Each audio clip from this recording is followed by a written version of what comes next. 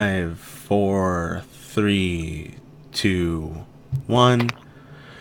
Hello and welcome to the Writers Workshop, where we critique user-submitted stories. My name's Flitter Priest, and we have several guest authors here that are here to critique this week's story. We have Milk. I'm not an author. We have Anon Pencil. I am an author. We have Enigmatic Otaku. I like to think I'm an author. And Flamin' Werfer. I am an author. This week, we're going to look at a story by Dustchu. It is called The Dagger. It's rated teen and is tagged for sex, anthro, and dark. This story has about 365 reads and has the following description. Sweetie Belle accidentally kills a classmate in the dead of night on the walk home. Her hands are stained with the blood of a pony she's known for years. What is she to do? Who does she turn to? On that dark night, she gets her answer. There's an author's note in the description that says, I think I really like writing out Sweetie Belle, and I have no idea why, with a Sweetie Belle face. She's adorable, that's why. Jumping straight in, this is Chapter 1, Mare of the Night, 2,707 words. It was the dead of night, and all was silent in the streets of Ponyville. No lights were on. The moon was clouded over with a thin veil of clouds that barely let any moonlight cut through, and a quiet wind was blowing through the air, a desolate howl that made the place look like a ghost town when it was quite the opposite. Staring down at the river that cut through Ponyville like a dagger, Sweetie stared with almost dead as she looked down at her hands, then back at the water that flowed through the town. It was one of many hot spots of sorts in the town, with crystal clear water that ran right through. The bridge she stood on was a place where many could gather and talk about the day, or just look off into the town itself, which gave many a very nice view. However, she wasn't looking up. She was looking down at the body that was standing next to her mere moments ago. It was face down, floating in water, clearly deceased. The pony shirt was hung on something, keeping them from floating away down the river and washing up on shore.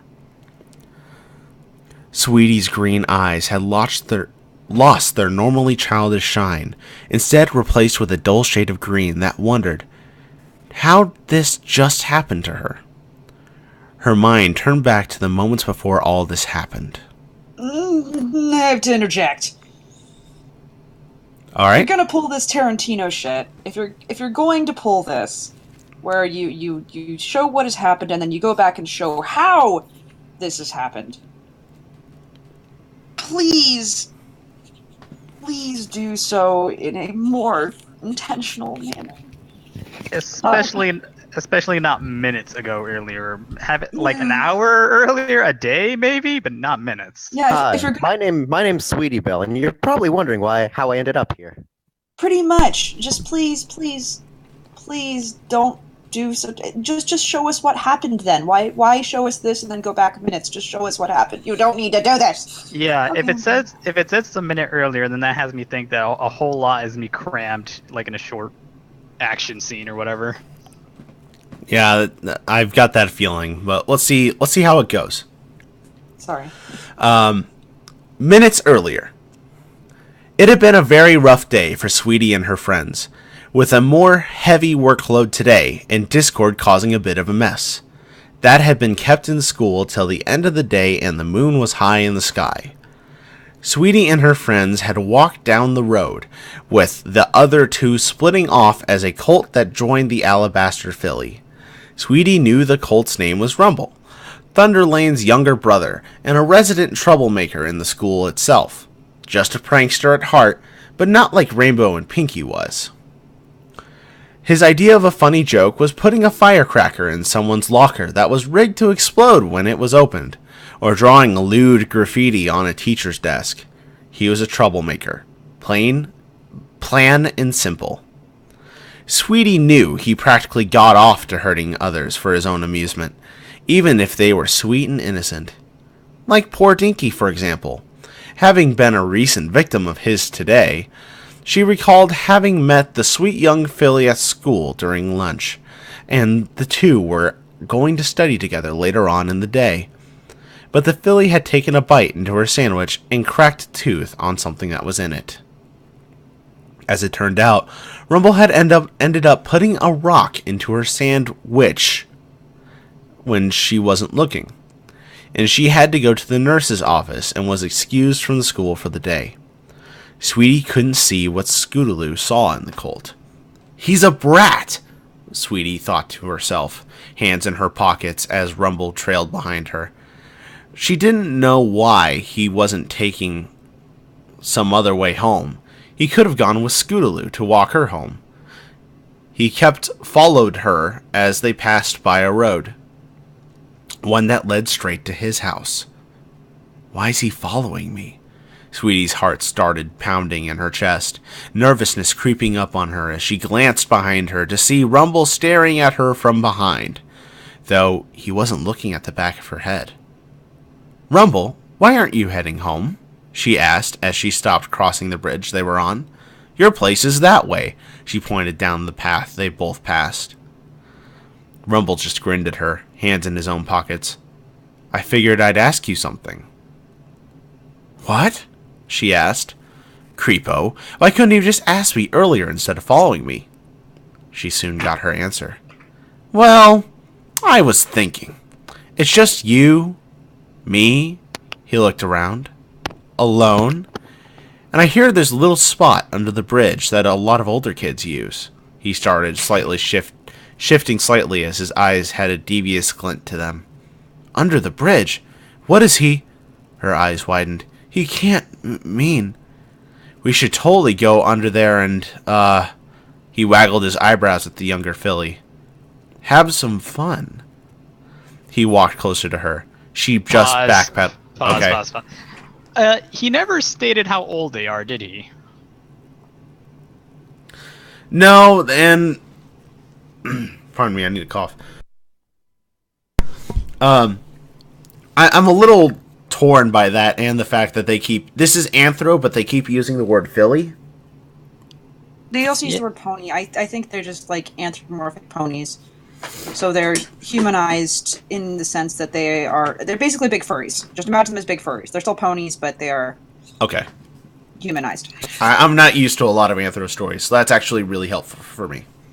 Yeah, if that helps, kind of keep that in mind. It's just a style you're not going to see as often on this site. Okay. Was this story tagged for dark? Yes. Okay. Oh boy, this is gonna be fun. Alright, let's dive back in. She just backpedaled. "Ew, no," she told him, pushing him away when he got too close. "What makes you think I would even do anything like that with you?" "Come on, sweetie." The way he said her name sent shivers down her spine. Shivers of disgust. "I'm a handsome colt. You're a cute filly. We should totally have sex. It'll be our little secret. I'll rock your world." Sweetie repressed the urge to vomit. "You're disgusting. You're dating Scootaloo. What would she think if she knew about this?" He just scoffed, waving a hand around in a vague circle. "She doesn't need to know. Besides, you won't tell her." "After tonight, you bet your ass I'm gonna tell her. This is disgusting, Rumble. Some friend you are." Sweetie spat at him before turning around and beginning to walk away. But not before Rumble grabbed her. "You're not telling her. Or anyone for that matter." He yanked her back, causing her eyes to widen. "Let me go," she screamed, pushing him back only for him to tighten his grip on her. "Not a chance. I've been waiting for too long, and I'm going to know what it feels like, and you can't stop me." Rumble threw Sweetie Belle to the ground, causing her to yelp as he descended on her. He held her down as he tried to take off her shirt, pushing his muzzle into her neck and messily kissing her. "Ah, get off me, you freak!" Sweetie screeched as she scratched at him. the colt only grunting in pain as she felt his hands on her chest. "Get off me!" She bunched up her legs under him and then kicked him off, sending him stumbling back with a yelp of pain. "Gah! You bitch!" Rumble growled, balling up his hands into fists. "I'm going to make you regret that." He charged forward, intent on getting his prize.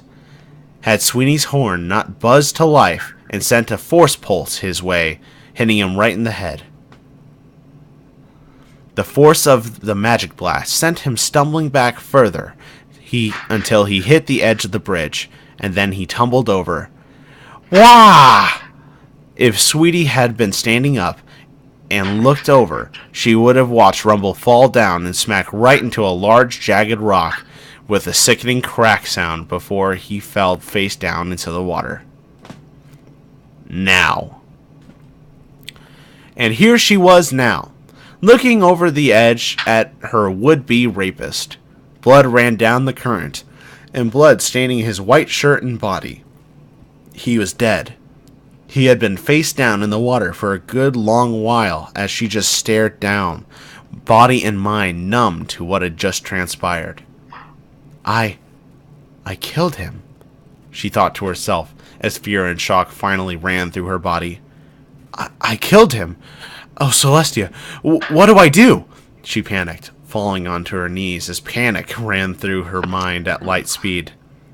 I killed him. That you did, a smooth voice spoke up from behind her. She gasped, whirling around and spotting a figure dressed in a black robe standing a few feet away from her. Then all she could see were a pair of bright blue eyes staring down at her. Sweetie backed away until she hit the wall of the bridge. Stay away! The voice, a mare it sounded like, at first, spoke again. Now why would I do that, my sweet child? The mare asked, slowly kneeling down as she added, I am here to help you. Sweetie gulped, shivering as she felt the blue eyes lock with her own. Help me? Who are you? The mare seemed to smile. Someone who has witnessed your deeds with the little brat currently floating downriver, she told Sweetie Belle, causing the filly to look over the bridge and spot Rumble's body doing just that, floating downriver. I am impressed. I do not find many your age who kill so swiftly. Sweetie watched as Rumble disappeared down the river through Ponyville. It wouldn't be long before he hit the rocks and was found washed ashore. She turned back to the mare. I didn't mean to. He tired to hit. I am well aware, my child. The mare cut her off, speaking softly. And are you sure you didn't mean it? What? I have been watching you, and the recently deceased, for some time now. He will not be missed by many of your fellow classmates. The mare smiled, still in the shadows cast by her hood, as the moon shone above. He has bullied you when your friends are not around, and has hurt many of your other friends, even lusting after them like the demented pervert he was. He did that? She thought, the shivering gone now. You watched me? Another nod.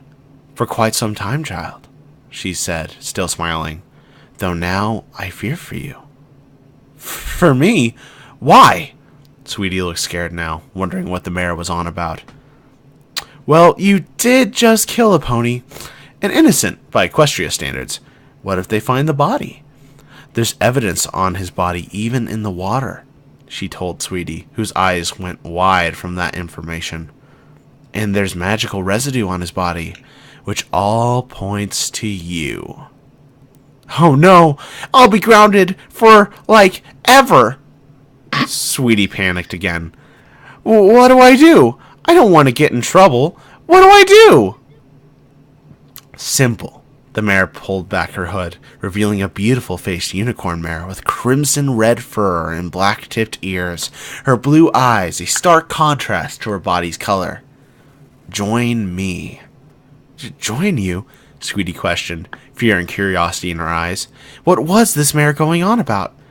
Yes, you see, my organization would simply love to have someone like you within our ranks, the mayor told Sweetie, who had calmed down just a tad. We would protect you from those like poor deceased Rumble, who only sought to take your purity from you and hurt you deeply. She wants me to join her? Why me? Because you are a killer. Like me. The mayor smiled darkly, making Sweetie cringe. I have killed many, but never before have I seen a killer as young as you. I didn't mean to kill him! I don't want to hurt anyone! Sweetie protested, shaking her head. Do you think your sister Rarity would believe that? Or perhaps your friends? The mayor went on, making Sweetie tear up. Perhaps even the princesses? They would love nothing more than to put someone like you in jail. Jail? Oh no! The young alabaster filly trembled in fear. She would go to jail? Lose her friends, her family? They would all hate her. What would Thunder Lane do to her if he knew what she did? But I can help you, the red-furred mare said. How? I don't want to lose my friends or my family, Sweetie cried softly, shaking.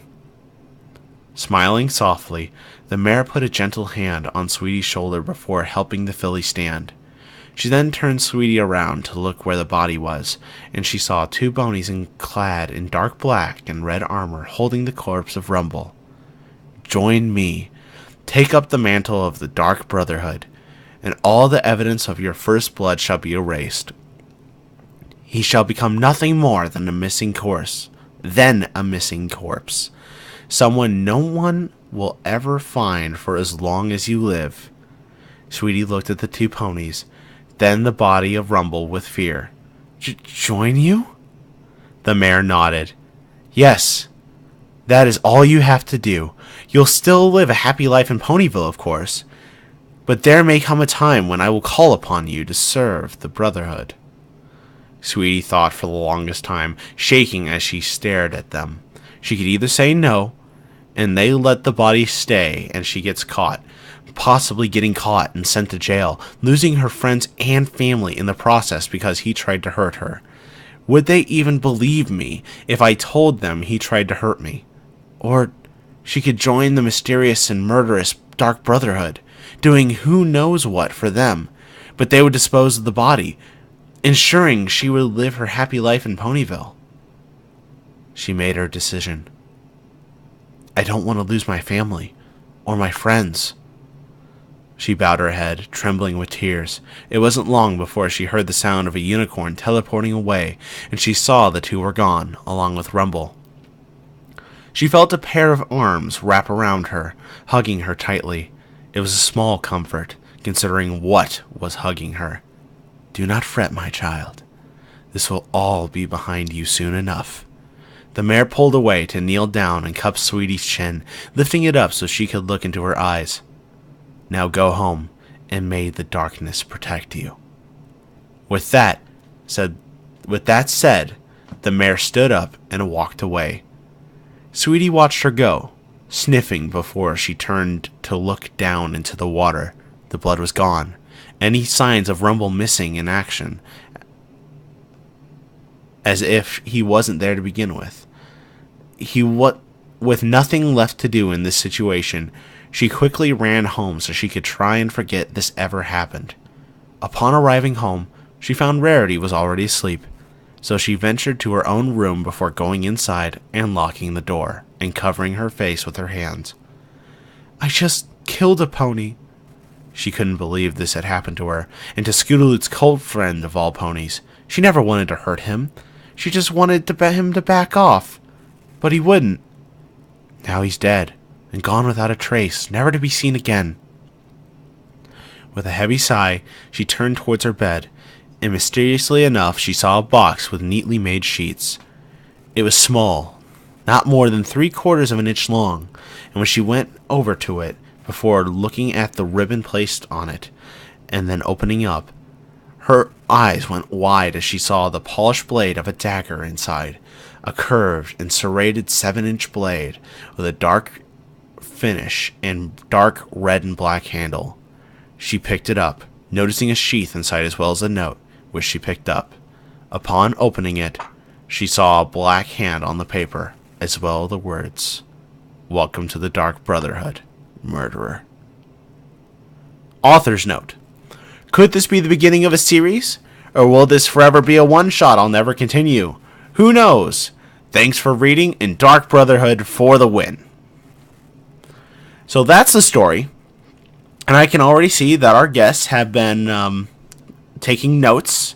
I'm going to open the floor to them right away. Guys, what did you think? What constructive criticism can we bring forth? Can I go first? Sure, Pineapple Head. Go ahead. All right. This is a missed opportunity for a comedy because I like the part where when they said if they find out you killed them, you're gonna be in trouble, and she's like, "Oh no, I'll be grounded for like ever." Yep. Another thing, out of nowhere, there's an assassin right there who's witnessed this. He could have made this more believable if the assassin's target was intended to be Rumble, but she accidentally took it. Not a bad thought, actually. That actually really could work. That probably would have worked. It makes it seem a little less spontaneous than it just happening. Yeah. That or there'd have to be lead up if there's that. Well, the assassin did say they were watching Sweetie Belle, but why though? Yeah, but why though?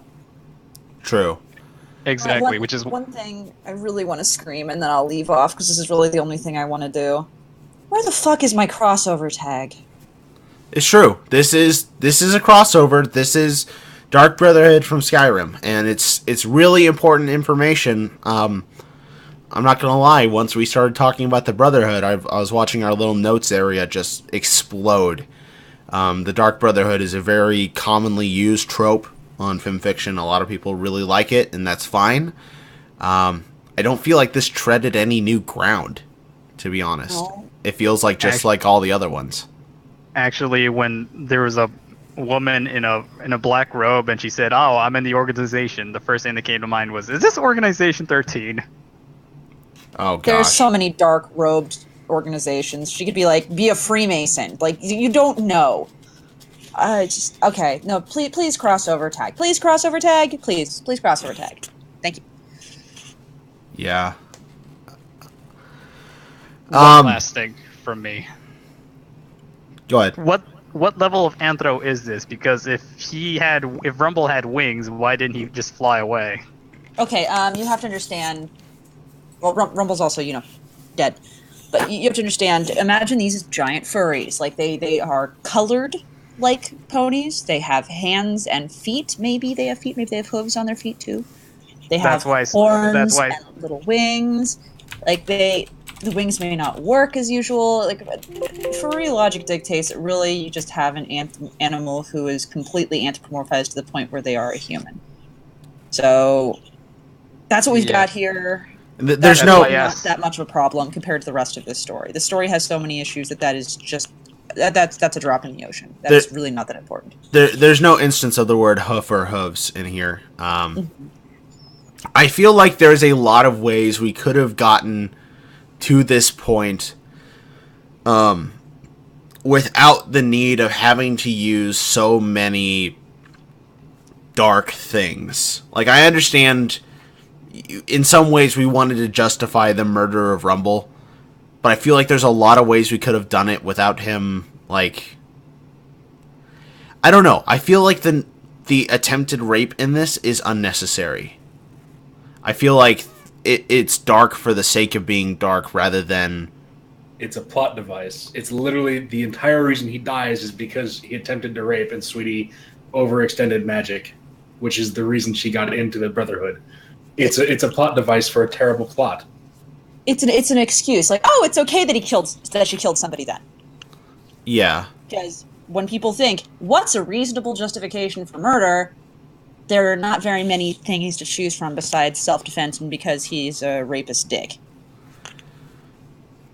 At the same time, though, it also makes it feel like like Sweetie Belle gets off scot-free, which is, I don't know if that's the thing you want to do in this type of story. I think in this type of story, if you want to do it really uniquely and you really want to do it effectively, you want to keep it morally ambiguous the whole way through. You want to make the person who is joining this organization really not sure if they're actually doing the right thing and consciously trying to convince themselves that they're the good guy all the way through. I think they tried to here. I honestly do. That's one thing I will say. I think this writer absolutely tried, because they tried to show Sweetie Belle feeling awful and conflicted and unsure how to deal with the fact that she killed somebody. I think that they really made an attempt here for Sweetie Belle to have some internal conflict about how to handle the situation. But it's so glossed over in some areas that it fails to land. I like the internal monologue. I do keep with that. Just you need to give it a little bit more time and depth. Mm-hmm. It feels rushed. Mm-hmm. Flam, Milk, I think you put the least amount of stuff forward, so it's straight open to you. What did you guys think? Do you guys have any additional comments?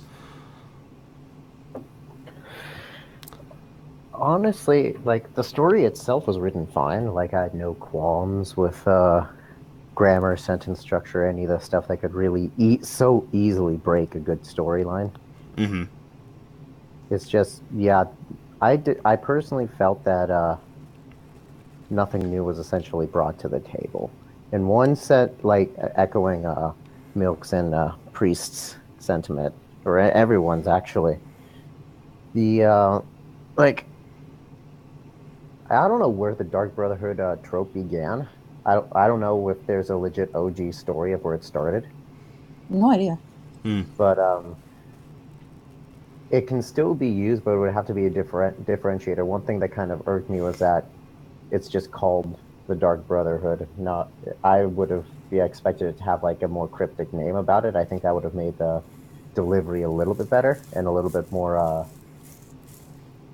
It would evoke more questions, like, what is this organization? Are they just a bunch of killers? What is this? But I agree with most of your guys' sentiment, which is why I didn't contribute as much, because no, you guys have said most of what I wanted to.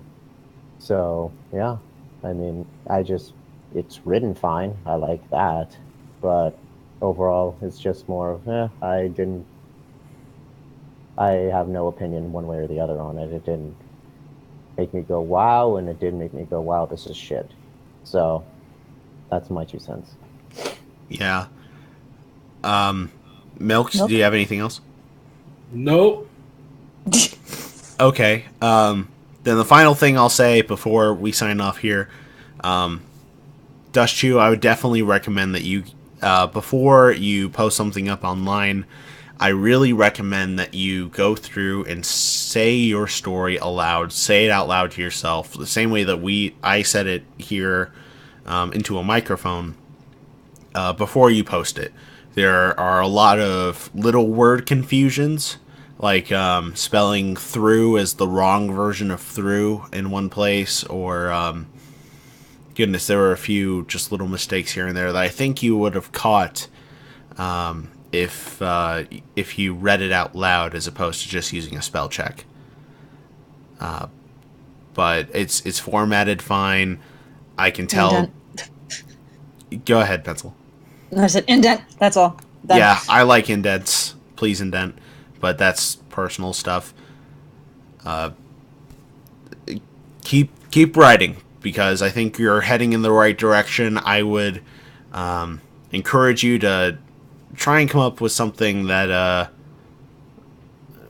I encourage you to stretch your creative muscles and try something a little different. That's all I got.